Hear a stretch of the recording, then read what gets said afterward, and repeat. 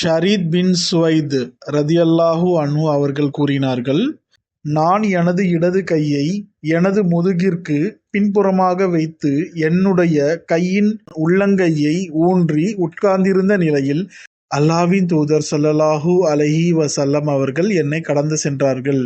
அப்பொழுது அவர்கள் என்னை நோக்கி கூறினார்கள், அல்லாஹ் எவர் மீது கோபம் கொண்டானோ அவரின் இருப்பை போன்று நீங்கள் அமர்ந்திருக்கிறீர்கள் என்று என்னிடம் கடிந்து கூறினார்கள் என்று அறிவிக்கிறார்.